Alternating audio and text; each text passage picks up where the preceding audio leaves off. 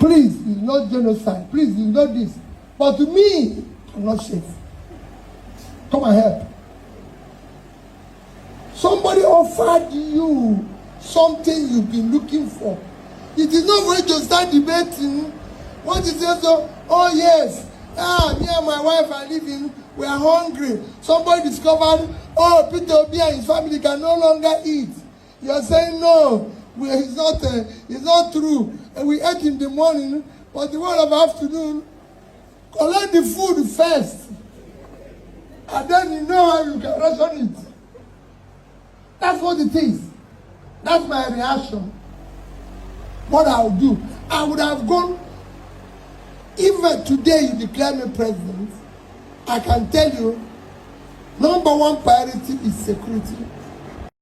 But there are things that we need to do as quickly as possible, especially to do with the issue of security.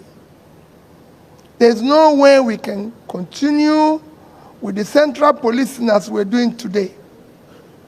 We need to have state police, federal police, and like I've mentioned, local government police, but federal and state can be done as quickly as possible because the president has some few powers to do things as quickly as possible while we wait for the amendment of the Constitution. On the big stage of Nigeria, insecurity remains a big problem. What are you likely to do about it? Because we've seen a general, who rose to the highest level in the military, who promised to deal with insecurity. He's not been able to do it. Another general says his government is overwhelmed. How do you intend to tackle that so that Nigerians can feel safe? Ruben, when you deal with security, there's two forms of security. There's what you call natural security and defensive security. The natural security is that people must have food on their table. If you don't know where the next meal will come from, you are a tool for anything that is wrong. So you have to start pulling people out of poverty.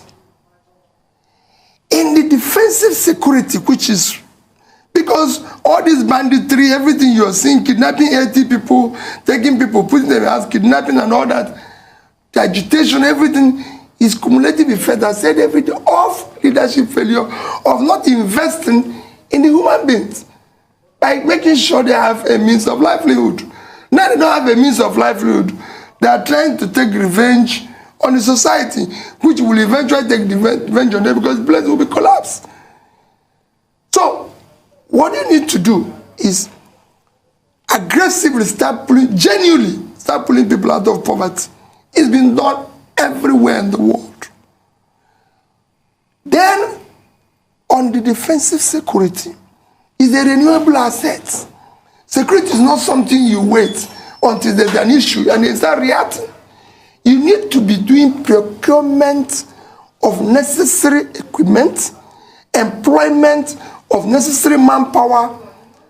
Nigeria is the only country I know with this big size, with one single policing. No, shouldn't be. There should be policing at all levels, local government, state government, coordinated with the central one, and you have to start putting the manpower is low.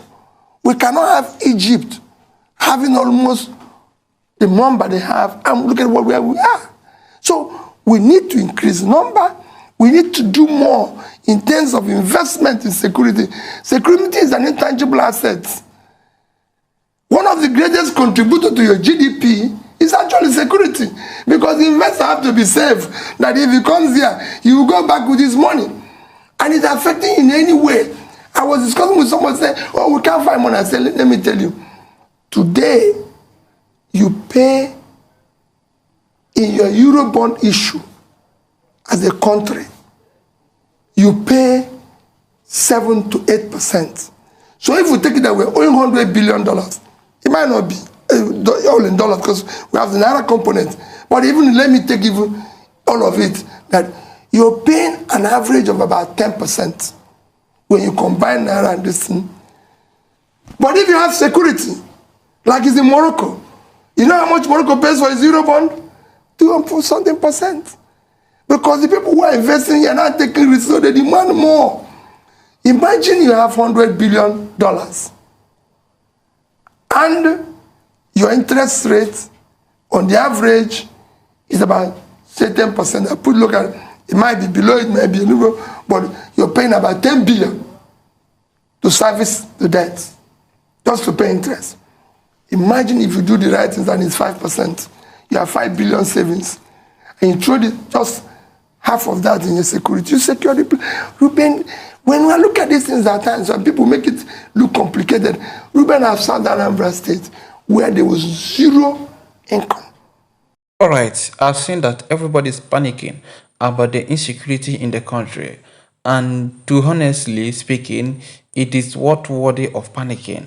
But here are the best solutions that could be given, to address this issue of insecurity in the country. But P2B has been one man who have already stand up, trying to speak out not from a political view, but as a citizen of the country, as someone who is also living at the country, and someone whose businesses and family are in the country. So he's not talking like someone who is far from the country, or somebody who, speaking out of political ambitions, or somebody who is, desperate to be in power. But rather, this insecurity is growing up, to the level of an extent that we couldn't bear it anymore, because the way it is going now, definitely there will be a time it will come. They will be going house to house, room to room, to ask for what they want, and if it is not be given to them, they mean that who so will be, condemned. Now, here comes the twist of everything. P2B has been saying something, maybe from the angle of what US president have already declared Nigeria as a state of particular concern, and he's also said that they are persecuting the Christian in the country, which the insecurity in the country is general, vice versa, not only in one side. But that's not the case study. What matters a lot is that what are the major steps in which we can take to make sure that this insecurity, in one way or the other, will not keep continuing, because the life of the people living in the country is more important than every other 2027 ambitions.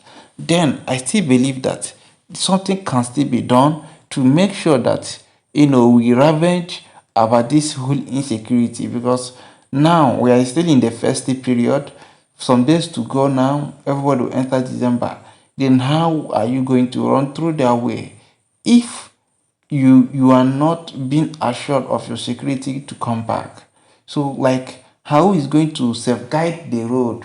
How are we going to make it safer for everybody to be upon? So that's why I say that coming 2027, choose P2B over everything, because I know that the ADC or the Labour Party, any place that P2B will be contesting with, have these resources and legitimate power to make sure that the matters of insecurity stop from the day one, because they are not going to use it as a normal politics to play. No, this is not the time to play politics. Rather, this is the time to face reality and make sure that you give your people what they want, and what they really want is that evidence of good living, coming out and seeing that they are not being bothered with security threats, and they can also afford any food they want to eat.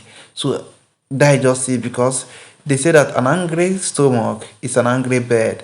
So imagine that if every hungry soul decide to do what is in their mind, then what will you think that will happen?